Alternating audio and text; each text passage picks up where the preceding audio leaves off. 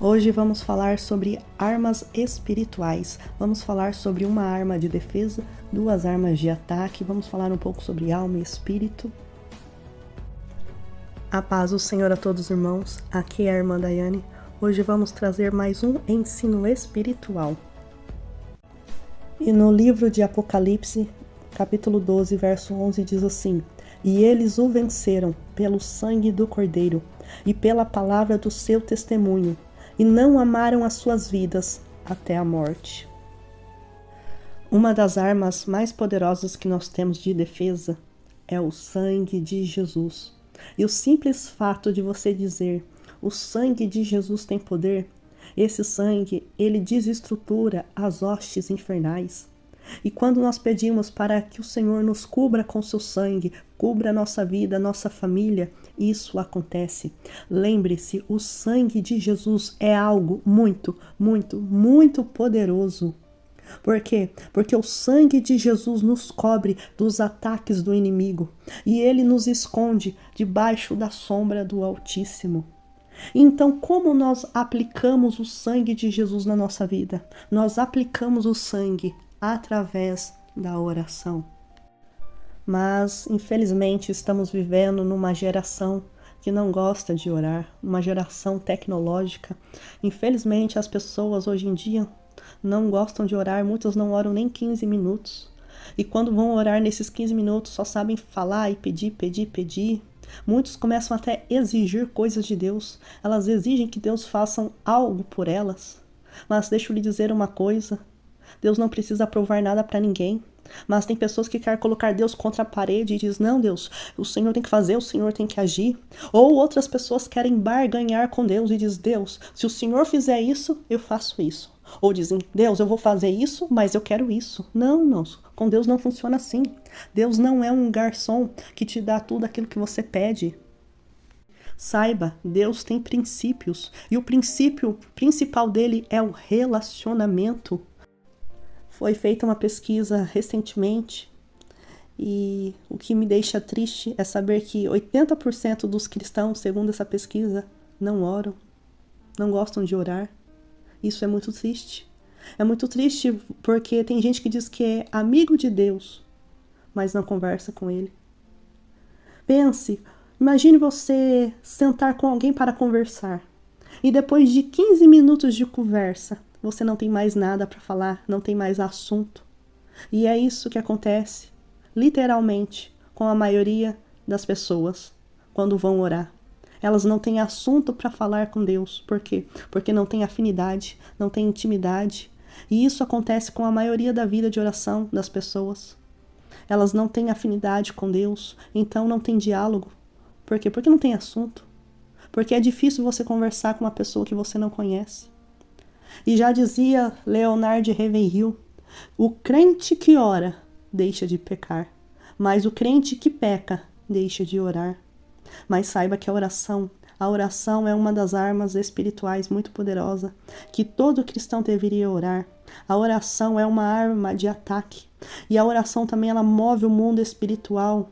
E sem a oração você nunca vai viver o sobrenatural de Deus. Por isso vamos orar. Tanto que a Bíblia diz lá em Jeremias 33, verso 3, diz, ores a mim, clames a mim, e eu responder-te-ei, e anunciar-te-ei coisas grandes e firmes, a quais você não sabe, mas para isso você tem que orar, para isso você tem que conversar com Deus.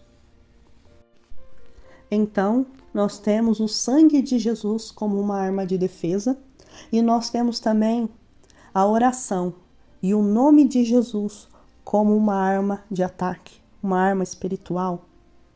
O nome de Jesus, nós podemos usar ele como uma arma de ataque, porque é através do nome de Jesus que nós expulsamos legiões de demônios, expulsamos os demônios, mas o nome de Jesus é muito poderoso. Deixa eu te falar um pouco do poder que há no nome de Jesus. Em Atos 16 e 18, nós vemos Paulo expulsando um demônio de uma moça e libertando-a. Esse é um nome, irmãos, esse é um nome muito poderoso, tanto que Jesus disse, onde estiverem 2 ou 3 reunidos em meu nome, ali eu estou no meio deles. E os cristãos primitivos, eles entendiam isso. Eles compreendiam o poder do nome de Jesus. E as orações que eles faziam no nome de Jesus. E era nesse nome que os enfermos eram curados. Era nesse nome que os demônios eram expulsos. Era nesse nome que o Espírito Santo vinha sobre eles. E é no nome de Jesus que toda obra que a igreja primitiva fazia e realizava era através do nome de Jesus. Em Colossenses 3, verso 17, eles foram ensinados a fazer todas as coisas através desse nome. E em Efésios 5, verso 20, foi dito que graças devem ser dadas sempre, por todas as coisas, nesse nome. E em 1 Coríntios 6, verso 11, diz que eles foram lavados, santificados, justificados nesse nome. E em Tiago 5, verso 14 diz que ungindo os enfermos no nome do Senhor. E a minha oração é para que Deus venha abrir os nossos olhos espirituais, para que conheçamos as riquezas e a glória de Deus oculta nesse nome. Foi Jesus que disse: em meu nome expulsarão os demônios, em meu nome falarão novas línguas, em meu nome colocarão as mãos sobre os enfermos e os curarão, em meu nome. Saiba que nós podemos usar o nome de Jesus como uma arma espiritual para destruir as fortalezas malignas, para quebrar as prisões espirituais, para libertar os oprimidos e os cativos. O nome de Jesus tem poder, tanto no céu como na terra. Aleluias. Em Filipenses 2, versículo 9 a 11, diz assim: porque Deus o exaltou soberanamente e lhe deu um nome que está acima de todo nome, para que ao nome de Jesus se dobre todo o joelho dos que estão nos céus, na terra e debaixo da terra, e toda língua confesse que Jesus Cristo é o Senhor, para a glória de Deus Pai. Jesus é poderoso. Nós podemos usar então o sangue de Jesus como uma arma de defesa e nós podemos usar também o nome de Jesus como uma arma de ataque para libertar, para destruir os cativeiros espirituais. Agora, quem tem ouvidos para ouvir, ouça-me. Saiba que quando você aceitou a Jesus, o seu espírito foi regenerado, mas a sua alma precisa ser salva. E para ser salva, Jesus disse: negue-se a si mesmo, tome a sua cruz a cada dia e siga-me. O seu espírito foi regenerado, mas a sua alma precisa ser transformada dia após dia. Dia após dia você precisa renunciar às suas vontades, tomar a sua cruz e seguir a Jesus. Mas muitas das vezes a alma prefere servir a carne do que o espírito.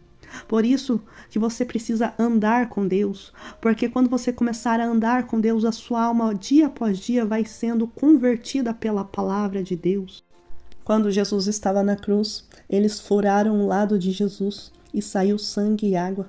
Você sabe o que o sangue e a água representa ali? O sangue representa o que ele fez por nós de uma vez por todas. Jesus nos salvou, Jesus nos reconectou novamente para com Deus. Mas a água fala sobre uma purificação. É uma purificação que nós precisamos diária. Por isso que ele disse: vós sois limpos pela palavra que eu tenho vos ensinado. Foi por isso que quando Jesus estava lavando os pés dos discípulos, Jesus chegou para Pedro e começou a lavar os pés dele. E Pedro disse: não, Senhor, não lava o meu pé. E Jesus disse: Pedro, se eu não lavar o teu pé, tu não tem partes comigo. Então Pedro disse: então, Senhor, lava o corpo inteiro. E Jesus disse: não, Pedro, não precisa, somente o pé. Por quê? Porque o seu espírito já entendeu, mas a sua alma ainda não. Foi por isso que quando Jesus começou a dizer que ele ia morrer, que ele tinha que morrer, Pedro começou a dizer: não, Senhor, não. Aí Jesus olhou para ele e disse assim: Pedro, tu irás me negar? Não, Senhor, eu vou morrer por ti, eu vou morrer em seu lugar. Não, Pedro, você vai me negar 3 vezes antes que o galo cante. Não vou não. Vai, Pedro. Mas Jesus, Pedro, o seu espírito já foi regenerado, mas a sua alma ainda serve a sua carne. E Pedro, para você guardar o seu corpo, você vai me negar. Não, Jesus, eu prefiro morrer. Pedro, tu irás me negar. E é por isso, irmãos, que diariamente nós precisamos nos purificar. Por isso que diariamente nós precisamos ter domínio próprio. Ainda que a carne queira fazer algo, você deve dominá-la e dizer não.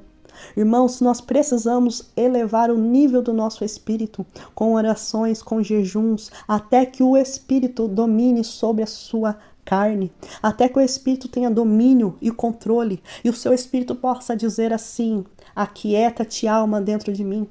Aquieta-te dentro de mim, porque está abatida, ó minha alma, e porque você está triste. É porque ninguém gosta de mim, eu sou um rejeitado. Aí seu espírito diz: não, você não é um rejeitado, não.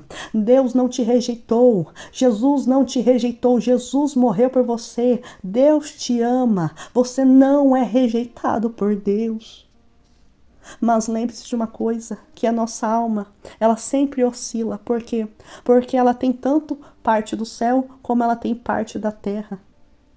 E por causa da alma ter partes do céu e partes da terra dentro dela, a alma, ela consegue gostar das coisas de Deus, mas ela não consegue servir a Deus.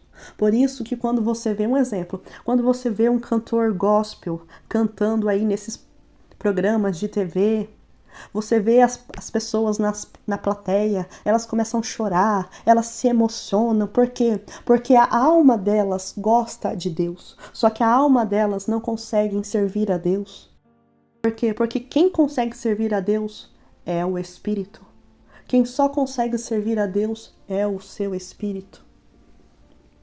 E se o seu Espírito for fortalecido com orações, jejuns e renúncia, ele vai governar a sua alma e o seu corpo. Aleluias.